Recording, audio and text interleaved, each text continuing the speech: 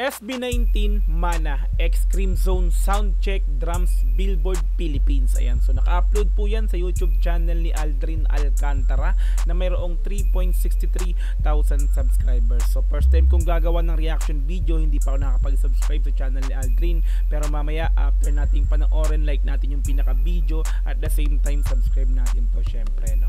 Okay, so meron na po itong 10,000 views sa loob ng isang araw pa lamang. In-upload siya October 17, 2024. Okay, so eto yung sound check, yung pinakang rehearsal ng SB19 with banda, no? Yung pinaka live band na ginamit dun nga po sa Billboard PH main stage nga po. So dito natin makikita kung gaano kaganda yung pinakang naging resulta ng sound check nga po ng Mana at ang Crimson with live band. Okay, so eto, maraming nagsasabi kasi, actually aminado rin ako dyan na parang ang sinisisi dun sa nangyaring technical issues yung live band, which is ito nga po. Ayan, so tingnan natin. So panoorin natin to mga Repapits, no? Okay, ayan, so kung gusto mo rin itong panoorin dire-diretso, pumunta ka ng description dyan sa baba, i-click mo yung link dyan para direktang makapunta ka sa video na to. Mapanood mo nang walang cut this time kasi reaction video, kaya ikakat-cut natin to. Okay, so kung gusto mo rin ng ganitong klaseng content, syempre wag mong kakalimutang i-like yung video na to, i-subscribe yung channel ko kung bago ka pa lang, click notification bell para ma-update kita kada may lalabas po kung ganitong klaseng reaction video. Okay, so wag na nating patagalin, i-play na po natin ng SB19 Mana X Cream Zone Soundcheck Drums Billboard Philippines. Let's go. Ikaw daw pala may-ari ng rimshot. Ano? Sinabi sa akin ni Ken. Nice, Ken. Inapira niya yung may-ari ng rimshot. So yung pinaka pumapalo ang may-ari ng rimshot. Kailangan may sapat tayo. Kailangan.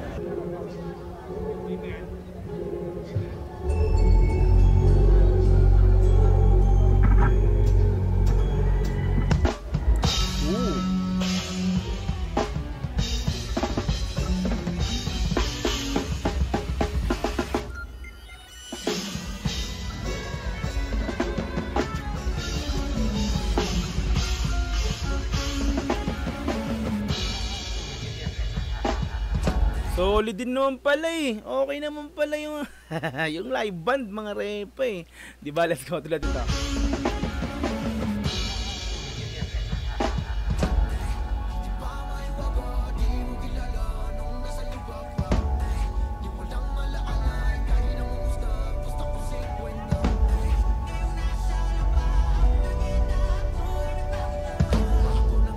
May sinisenya si Kuya, yung sanda. In-air siguro. Galing!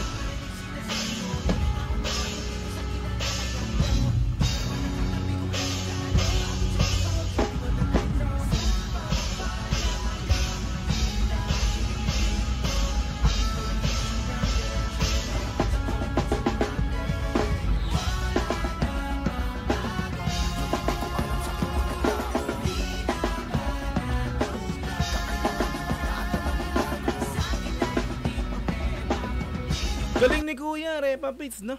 So, okay naman pala mo. Yan, sa mga nagsasabi din na live band ang may diferensya dun sa nangyaring technical issues dun sa event.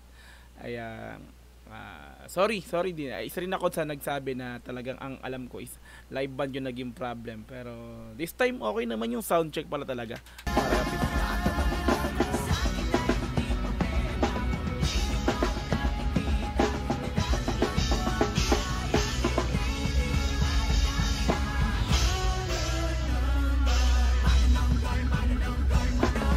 Solid naman talaga eh, no? Iba kasi ang tunog pagka pagka banda ang yung pinakang gagawing instrument dun sa performance nila eh, no?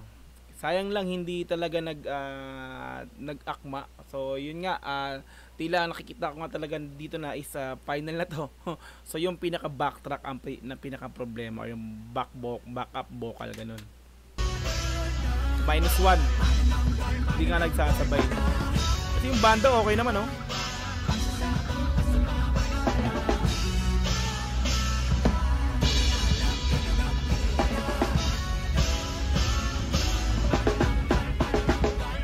Galing, oh. Galing naman pala pumalo. Sorry ha, nasunod sabi ko dun sa comment ko yung reaction ko dun sa isang video. Sorry rimshot. Sorry Nasabi ko kasi doon ng una kasing nung unang comment ko is sabi ko talagang may problema yung backtrack. Tapos pangalawang comment ko is binawi ko yung sabi ko banda ang may problema, di ba? So tama na pala yung unang sinabi ko. Tapos binago ko pa, sabi ko yung banda ang sinisisi ko. Ayan, so dun sa mga 18 na ang banda ang sinisisi, ito yung ito yung pinakang tawag ito, sound check. Ayan, so pinasilip na sa atin para masabi natin talagang hindi sa kanila naging problema. Di ba? Let's go. Wah! Ganda. Iba talaga pag banda talaga eh. Sayang naman. Bawi next time.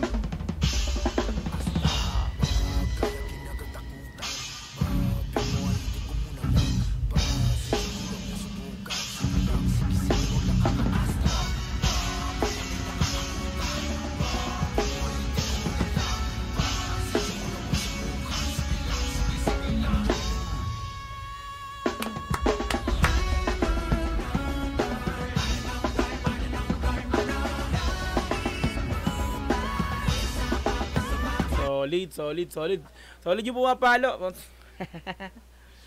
Talagang dito kaya eto kasi inaka-upload lang. So hindi siya kumbaga in-upload nung sabay nung mga nag-upload after event, no. So nababasa ko rin sa comment dun sa reaction video ko. Sabi nga nasa TikTok daw yung video na to. So siguro ginawa to, in-upload na rin sa YouTube para at least makita nung iba na eto yung sound check, eto yung dito yung magbabasihan ko talagang kung banda ba talaga yung naging problema. So kaya in-upload din to siguro para ipasilip sa atin. Talagang ganoon, no. Syempre hindi may iwasang magkamali ng sinisisi kasi nga syempre isa ang banda sa kumbaga isa ang banda na to sa ginamit para sa performance nung Mahalima, di ba? So ang dito is pwede talagang sila yung sisihin, di ba? Ganun talaga. Ngayong nakita natin na okay naman pala, di sorry. Pasensya na dun sa mga, di ba? Kaya dun sa mga 18 na, so ito na po yun yung pinakang pasilip nila sa sound check nila. So talagang okay naman, no? So talagang yun nga. So siguro hindi lang talaga nag-akma yung pinakang siguro pag play nung backtrack, no. So nauna yon or di ba? Hindi natin mali yung naririnig nung sa in-ear nila, no, dun sa in-ear ng SB19 nung Mahalima. So hindi nag-akma yung naririnig nila pare-pareha. So let's go.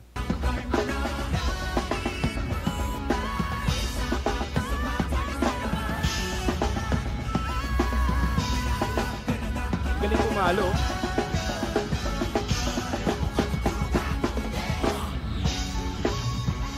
You know, ito yung magandang part ng banda.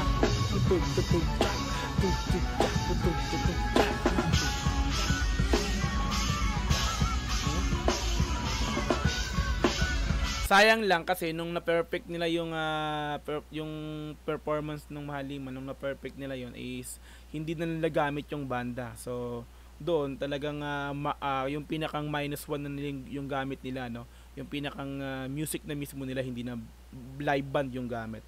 Pero sayang kung ito yung gamit tapos nag-akma naman, talagang maganda yung magiging resulta sana, no. Sabi nga lang iba is maraming pasabog sana nagagawin, kaya lang hindi na nagawa kasi nga gawa ng naghahabol na sa oras. Pero anyway, so nangyari na yan, wala na tayong magagawa, so bawi na lang next time, di ba? Better luck next time, di ba? Let's go.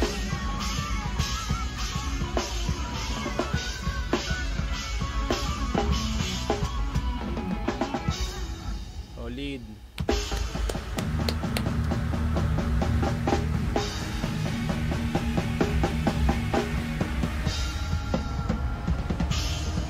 Dire-diretso to Kumbaga naka-medley yung Mana tsaka Crimson. Yan.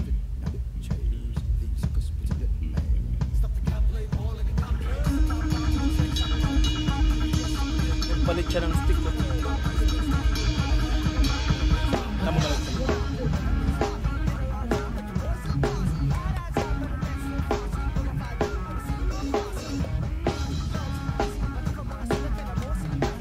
Tsaka napansin ko rin doon, syempre nung nabigyan ko ng reaction yung mga kaganapan, yung mga naging error doon, no.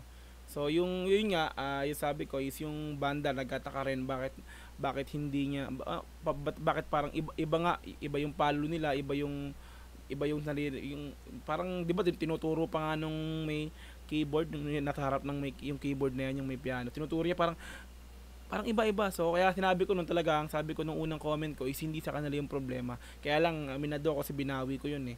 Sabi ko hindi sa music, sa band talaga. Kaya sorry band. Sorry. Ano tayo? Rim stick. Ha? O rim stick ba? Rim shot, sorry.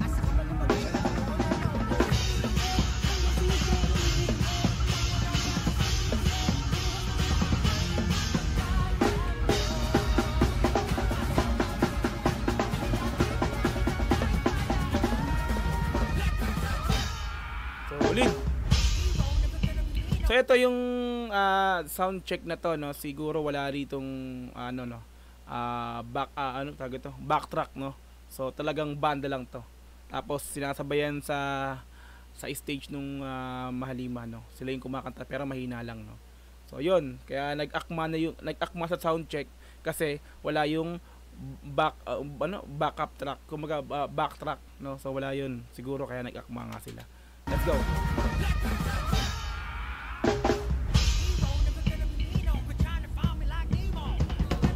Pero kung ganun, dapat ang ginawa nila dun nung na-perfect nila siguro yung performance nila nung pangatlo, dapat pala yung backtrack yung tinanggal, tapos live band na lang, no. Kasi siguro kaya tinanggal yung banda kasi kaya ang sinisisi nga is yung banda, kaya yun siguro yung nangyari, no. Kasi no, sa pangatlong take wala yung banda. So nangyari na lang yun, yung may pinakang -1 na lang yung gamit nila, di ba? So kung nagkataon siguro pala na yung backtrack yung tinanggal, tapos live band, tapos SB19, siguro mag-aakma na yun, no. Kasi wala yung time na yun kasi ang nasa isip ng mga tao, yung banda yung may problema. Kaya siguro ganun, no. So let's go.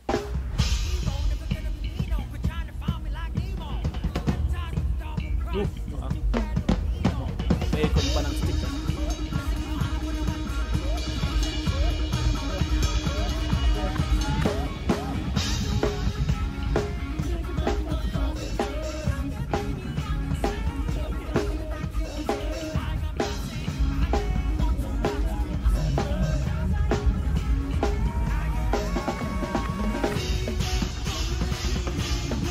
Ayun, ganun talaga, oh.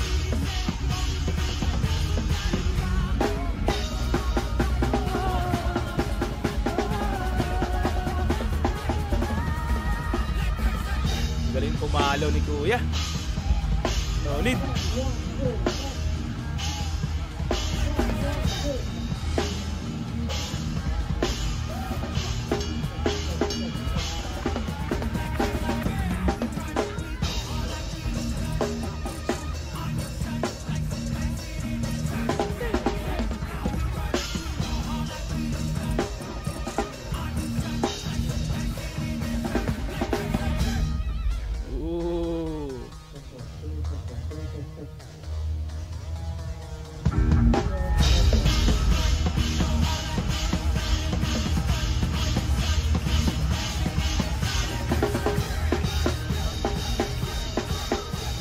Nagkasayawan na eh.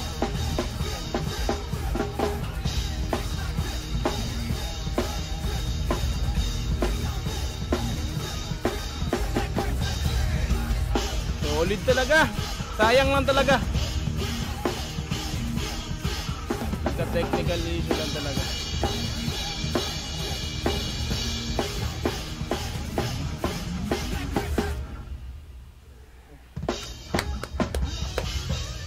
Angas! Diba mga repapits, okay naman pala mga repapits no?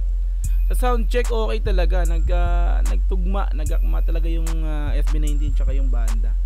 So sabihin talagang hindi sa kanila yung problema. So yun nga, siguro yun nga, yung sa backtrack nga talagang wala nangyari na, sayang lang, di ba? Hindi nila na perfect ng kasama nila is yung live band. Na perfect nila, yung ginamit nila is yung mismong track na nila, no? Yung backtrack. Anyway, so bawi lang next time. Pasensya na sa rim shot. Ayan. Syempre, isa rin ako sa nagusga agad. Sorry. Anyway, yan. So like natin yung pinaka-video. Subscribe natin, Aldrin Alcantara. Okay, so kung gusto mo rin tong panoorin ng dire-diretso, pumunta ka ng description dyan sa baba, i-click mo yung link dyan para direktang makapunta ka sa video na to. Mapanood mo nang walang cut this time kasi reaction video, kaya kinat-cut natin to. Okay, so kung gusto mo rin ng gantong klaseng content, syempre wag mong kakalimutang i-like yung video na to, i-subscribe yung channel ko kung bago ka pa lang, click notification bell para ma-update kita kada may lalabas po kung gantong klaseng reaction video. Hanggang sa muli, marami pong salamat. It's Dogs TV.